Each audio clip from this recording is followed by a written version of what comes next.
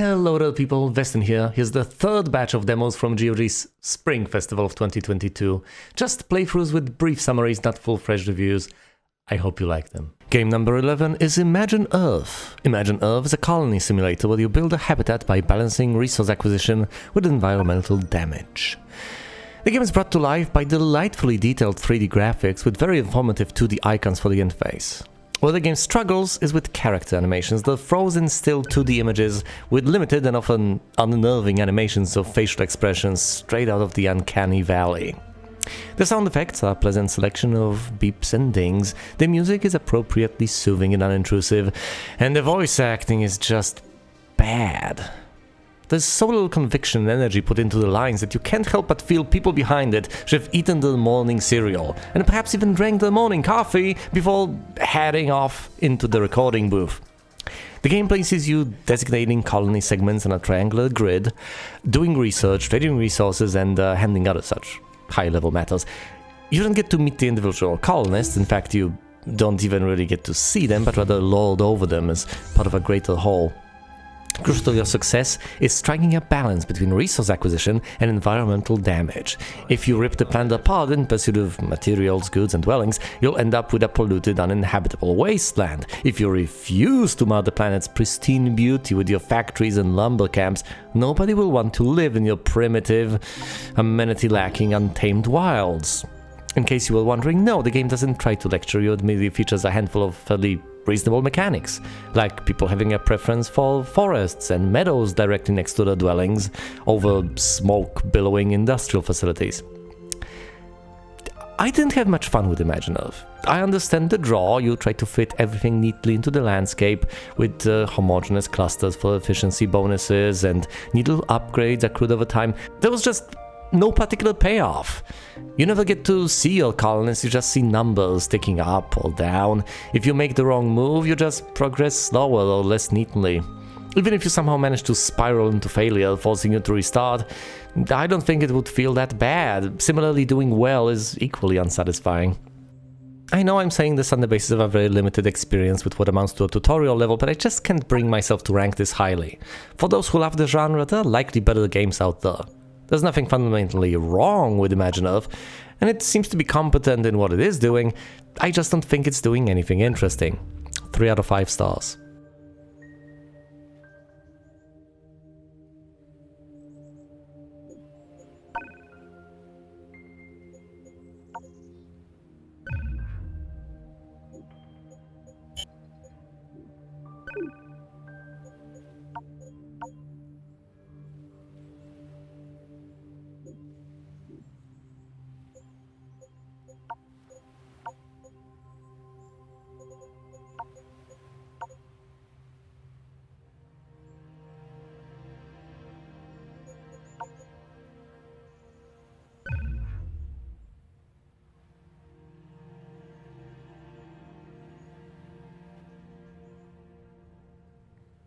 What?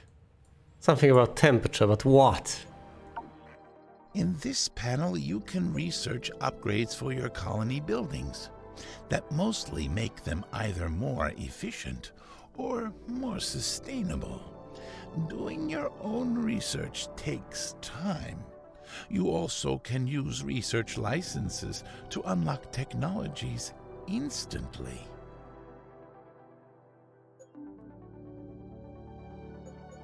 You can buy and sell research licenses for money. That's great.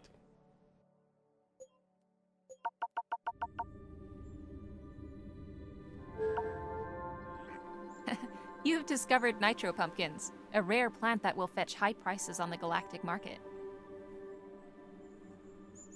This plant is capable of producing nitroscurlide in large amounts. This is used to craft fertilizer and explosives. To harvest this plant, you also need a warehouse in the same colony area. Now let's harvest nitroscurlide-filled pumpkins.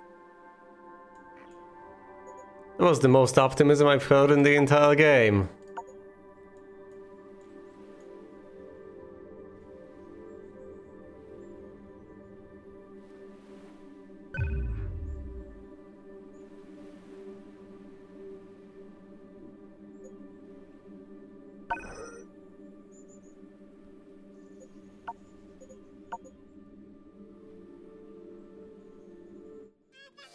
Next up is game number 12, Catie, or Catie, in MeowmeowLand.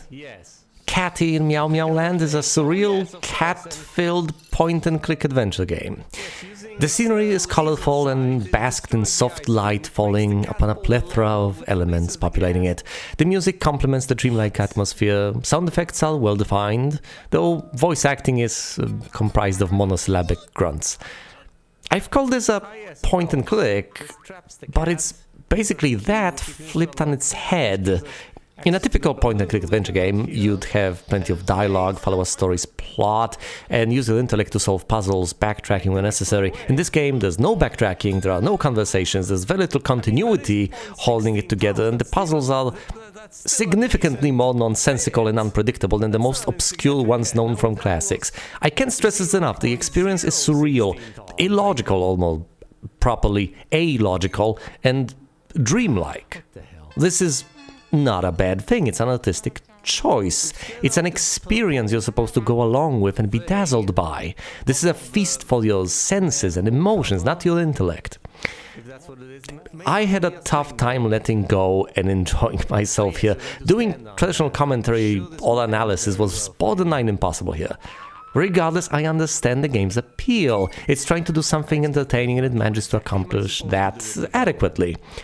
I can't bring myself to give it 4 stars, since it doesn't quite have that much going for it. I struggle to articulate how exactly it could improve.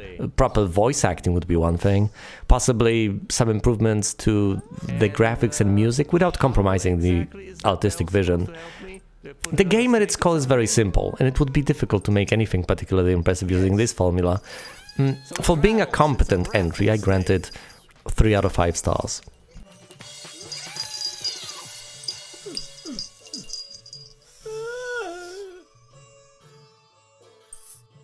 Great, now I can use the snake on the cat. Which gives me the cat's fan. Which summons the purple fezzed cat that takes the fan. Ah yes, of course, of course. There's a bucket over here. What? What is... Ah yes, a flying teapot, of course. A kitty with little wings. Well, away that goes. 3 little marbles. Presumably we are supposed to place these marbles, but... Hi, kitty. Maybe we're supposed to place the marbles in the bucket. No, probably not. What is it, snake?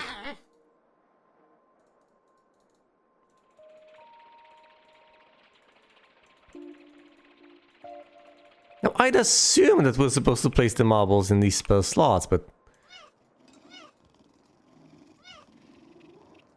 Here, have the cat. Oh, great, and in exchange I get a marble, right? That's great, thank you.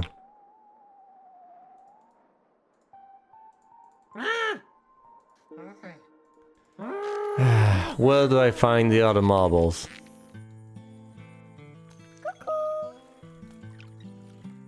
Yeah, where do I get more stars? Oh, that's a star. Yeah, sure. Just lick it. That's exactly what you need to do.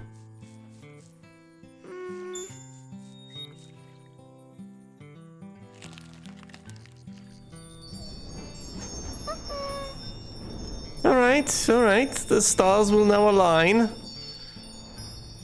to form what they were meant to form from the start. Obviously, a kitty face in the heavens. At which point the cat bus will arrive?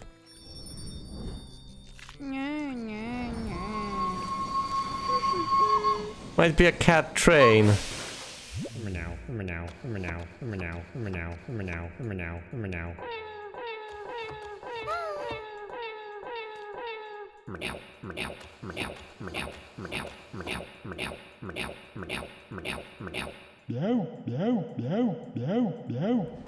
On to game number 13, Shardpunk Verminfall. Shardpunk Verminfall is a turn-based, team-based RPG with pixelated graphics and random maps. The graphics are fairly low in detail, but nicely shaded, lit and animated. The music is aptly suspenseful and the sound effects punchy and satisfying. The UI conveys information sufficiently, though it could use some more love. The overall design is grisly, gloomy and grim. The gameplay has you sending teams of characters on missions. The demo featured one where they have to make their way through a vermin-infested city into the safety of a bunker. Missions take place on a square grid and a randomly generated level. You find loot, use cover, and shoot overgrown rats. To use a comparison, the game is basically a turn-based Vermintide with a mildly sci-fi setting. This is exactly the sort of crazy twist I've needed in my life. The game perfectly captures the atmosphere of dealing with hopelessly big swarms of vicious foes, including the occasional special rats. Though the game is single-player and turn-based, the conventions of the genre are captured and adapted to its needs magnificently. I love Vermintide and I love tactical, squad-based, turn-based games. So, as mentioned before, this was a delight. The random elements in particular allow the game to shine. In the demo alone, you could find yourself outside in the middle of a vicious thunderstorm, inside an enormous compound, or sneaking through empty streets at night. The rats could be hiding anywhere and in various compositions. The very team you take with you isn't fixed, and though you are not forced into a random composition of characters, the variety offers yet more replayability. Finally, beyond having two methods of initiating the bunker door unlocking procedure, there are, I believe, 3 ways it might need to be done. And you don't know which you've randomly drawn into in a given try until you reach that final objective at the end of the level. The game keeps you guessing. Unsurprisingly, I'm giving this game 5 out of 5 stars. I'll be watching its development with great interest. A rat leader. A reader.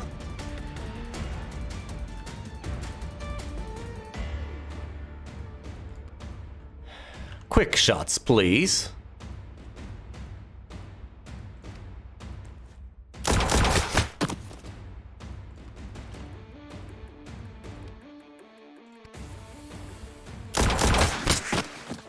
Nice. Maintain support mode, please.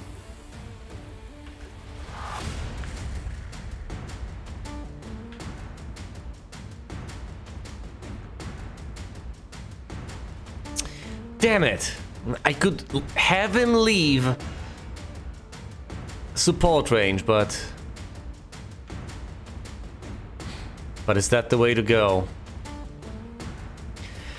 Oh, there's a 40% chance to hit this rat,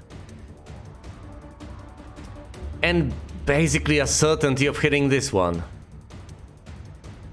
Should I go for the more risky target? He's got a gun. But then again, I don't look forward to my brave men and women getting stabbed right now, right here. Fine. Shoot the grunt for a sure kill. Well, it's 98%. Hypothetically, she could miss. Exemplary hit, Miss Claxton. Yeah, exemplary indeed. But now... move behind cover. This is going to be rough, but weapon heat is too high. Damn it! Fine, shoot it! It's got too much armor, that does nothing.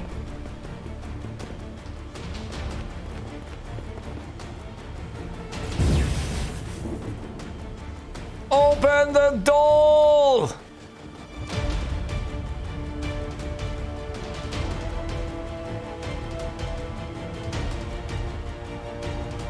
Evac door opens in 1 turn. We might not live that long. Reload. Hunker down. Reload. Multi-overwatch. You. Dynamo boost. The bot is going to get destroyed. Shutting down. Get in. The 14th game is Exophobia. Exophobia is a retro FPS in the vein of Doom or Wolfenstein 3D. It has you explore an infested spaceship and root out the source of its problems by gunning down anything that moves and some things that don't. The graphics are very heavily stylized. The pixels on each texture are enormous. All foes are so-called billboards, that is, sprites that always face the camera. These effects are an artistic choice, but whether intentionally or not, they were done with very little flair. I know that even within these limitations, more shading and dithering as well as less brute symmetry is possible. As things stand, the environments are sterile, uninteresting and homogeneous. The effective pixel size is such that you could play this at 10% of a full HD resolution without any loss of graphical fidelity or clarity in anything.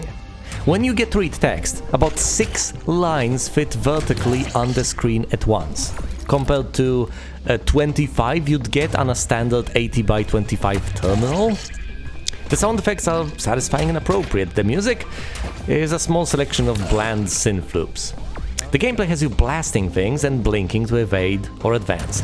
Unfortunately, this is rather disappointing since you only get a single weapon, firing slow-moving energy balls. You can and should charge it for more damage, so you actually fire about one shot every 3 seconds when in combat. The environment is closed, bland and flat. You can't jump and you have nothing to jump over or up to anyway.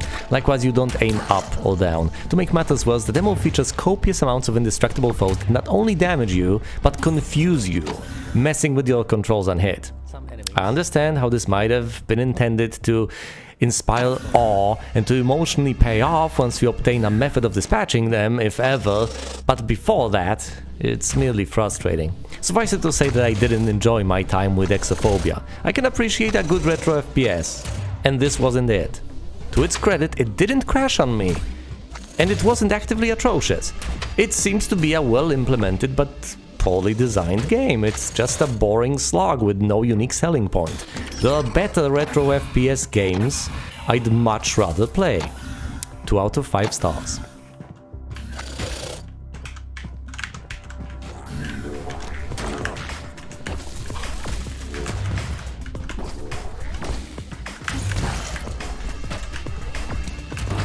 Need to keep dashing instead of just fighting without it. The dash button is more utility.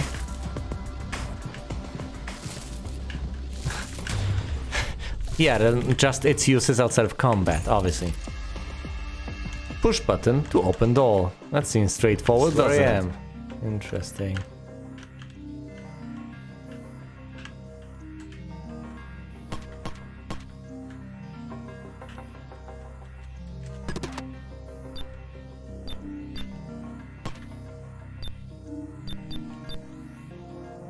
Travel log.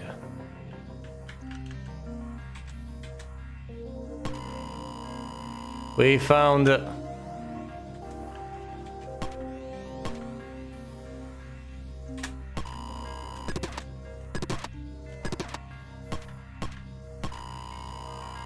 beautiful, perfect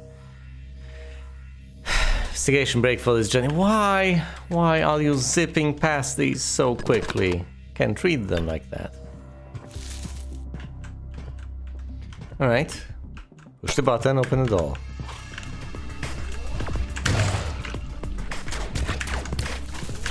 Shoot them! One little drone, keep on shooting them.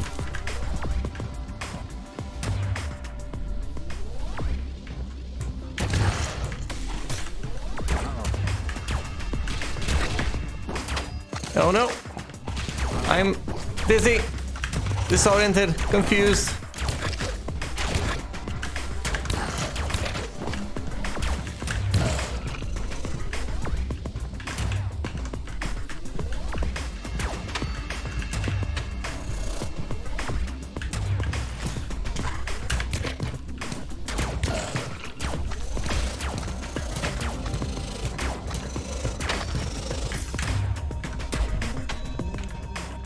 Open the...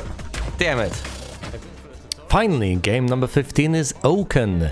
In Oaken, you deploy units and fight on a small hex grid using cards you obtain and upgrade on your journey down a graph of encounters. The graphics in this game, both the 3D models and 2D art, are beautiful, intricate and whimsical. The music complements that perfectly with its vibrant, nature-evoking tone. The sound effects are very subdued and disappointing, and there's no voice acting aside from brief grunts. Gameplay combines a number of otherwise familiar elements. Each run has you progress down a graph, picking the next node every step of the way. As some of those nodes are combat encounters that play out on a hexagonal grid. Within those, you play cards to summon creatures, cast spells, and to use abilities. Outside of combat, you get to modify your deck, adding and upgrading cards. These are the broad strokes. I feel quite ambivalent about this game. It was something I expected to fall in love with, only to end up underwhelmed. Surprisingly, the mechanics of it impressed me the least. On the flip side, I absolutely adore what little was done with the writing. This may very well be the derpiest protagonist I have ever encountered. The lady is woken up from her slumber and, beyond being initially dazed and taken aback by all the immediate threats, largely fails to appreciate or even pay attention to the big picture most of the time.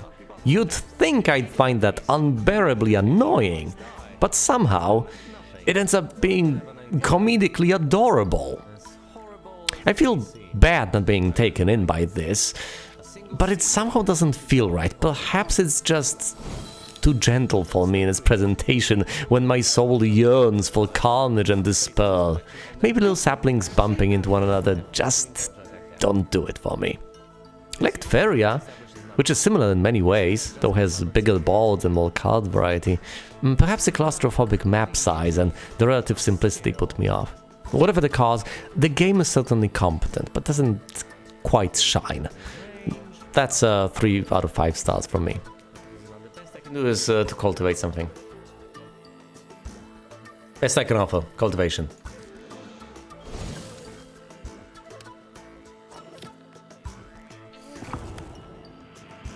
No!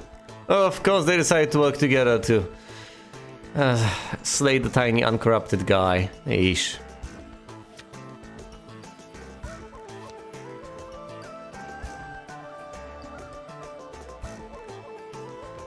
If you turn without moving, well, we are about to find out. Nope, you can't turn without moving, that counts as a move.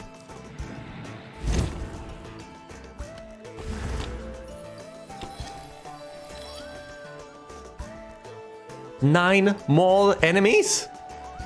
Oh dear.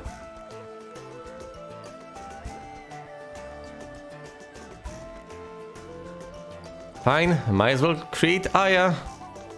I mean, summon Aya, whatever.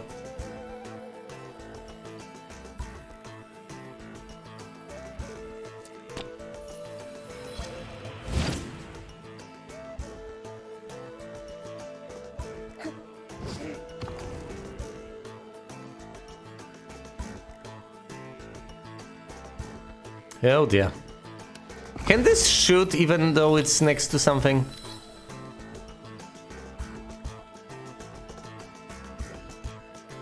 Is Aya just about to die? Oh dear. Fine, slay the... Why can't I Oh, of course, she's turned the wrong way. Fine. Actually, no, this is not fine. She needs to move so as not to be in range of the Hollow Spitter.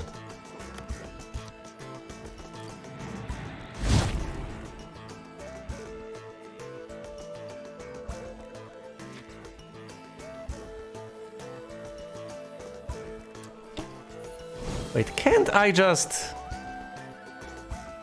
I can absolutely use my ability on that, turn it green, and just win. That's it, that was the objective. More are coming! Run, I'll grab their attention! Meet me at the Oaken Bridge, got it? Broken Ridge, got it. No, no, what? No! Oh, Oaken, never mind, I'll find you. Just run. Oh... She's so loopy, presumably because she was... I guess we are on our own from now on. Now, where's the Broken Ridge? Thank you for watching the third part of the GOG Spring Festival 2022 demo overview. I'll keep these videos coming. They might not look like much, but they're honest work. I hope you've enjoyed the video and thus you'll see me elsewhere.